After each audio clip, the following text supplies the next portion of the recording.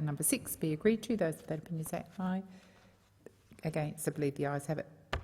Senator Reynolds. Thank you very much, Madam Deputy President. I rise to speak on document number 11 in relation to the Electoral Matters Joint Standing Committee report.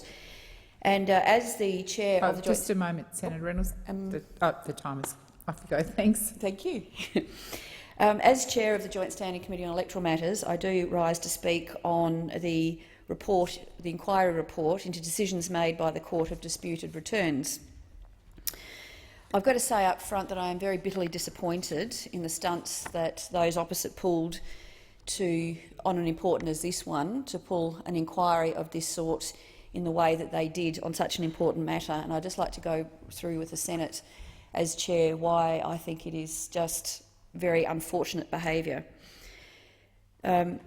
Those opposite know that the Joint Standing Committee on Electoral Matters is a very significant committee that's tasked with very important responsibilities on behalf of all Australian citizens to ensure the integrity of our electoral processes and to make sure on behalf of all Australians that the process runs smoothly, but particularly so that all citizens can have confidence in not only that their vote has been counted, but even if they don't like the result, that the result accurately reflects the votes that were cast in the election.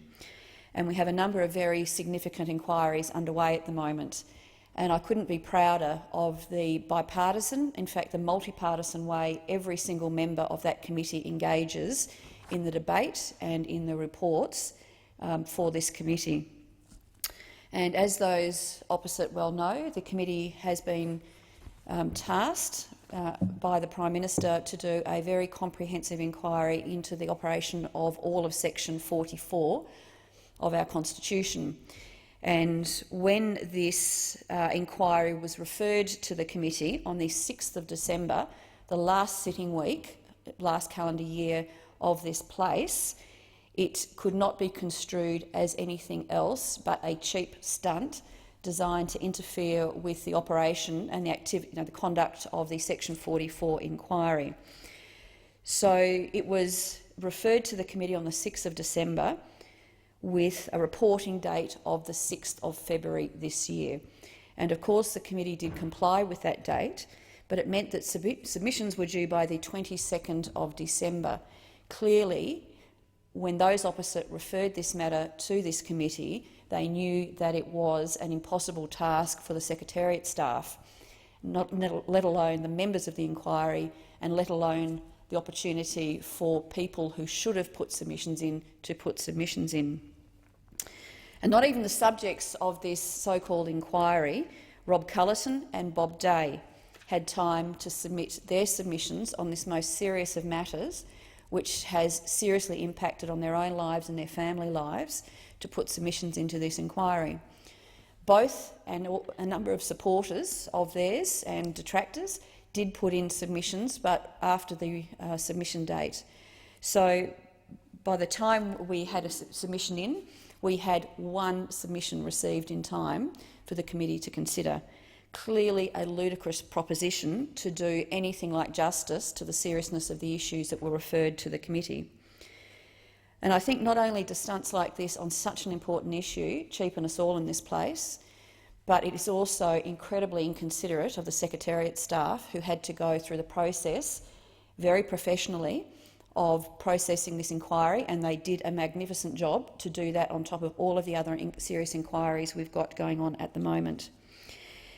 And it's also quite disappointing that those who did support this motion for this referral to the committee on an issue of such importance to the effective conduct and operation of our democracy and our electoral processes, that they used this issue of all issues to do what they did.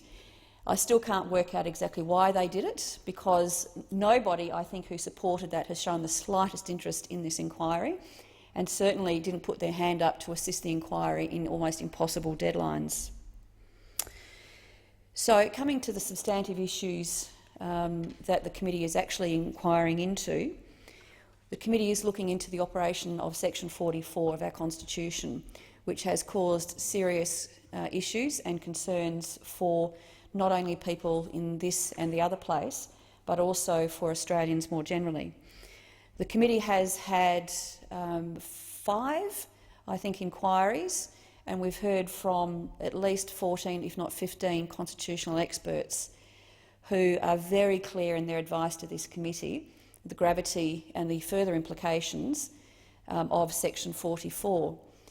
Our Constitution in Section 34 provides for the qualifications for any Australian citizen to nominate as a candidate in our democracy.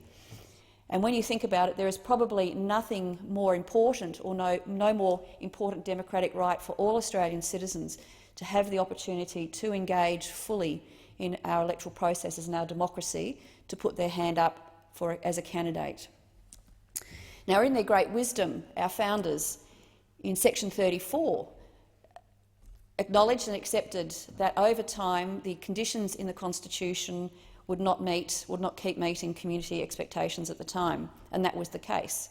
And they put into that Section 34 a clause, until Parliament otherwise decides. And like for a number of other clauses in the Constitution, that meant that our founders understood that the Parliament, on behalf of Australian citizens, would have to update the qualifications to meet community expectations. And that's exactly what's happened. The Parliament has decreased the age from 21 to 18 and got rid of the somewhat outdated provision of having to be a subject of the Queen Victoria at the time. But unfortunately for us today, in Section 44, while the vast majority, probably over 99% of Australians citizens would qualify under Section 34, what has happened under Section 34, under Section 44, there is no such provision for the Parliament to update Section 44 as community and societal expectations have increased, which has now resulted in the High Court being the only jurisdiction that can interpret that section, which has led to the current circumstances, which the Minister here at the table knows only too well the impacts of that. But what the committee has found so far, and will be reporting on, is that it is, in my words, it is actually provided or allowed for now a second class of Australian citizen. You have the 99+% of Australians who qualify to put their hands up as candidates, but then you've got at least 50% of Australians who don't pass the disqualification test and have got to take active steps, sometimes impossible in their own family circumstances, or they have to resign their jobs and do other things that other Australians simply do not have to do, which personally I believe is a profoundly unfair thing, that we aren't, all Australians with all the different backgrounds that we've got increasingly will be unable, and in many cases never able, to qualify or to get rid of the barriers for Section 44. So that is the first issue that we're examining further. The second consequence, which is a little bit of a sleeper issue, but I think could have a profound impact on the conduct and the results of the next federal election, is that Section 44(1) is in relation to the ability or the eligibility of a candidate to nominate and be on the ballot paper. Now, that has played out in terms, at the moment, in terms of MPs who have already been elected, and again it's still playing out in the High Court. But the biggest implication for the next election will clearly be the fact that there were 1,600 candidates, or Australians who nominated, but many of those, I'm certain many of those would never have gone through the process of ensuring or getting rid of the disqualification barriers in Section 44.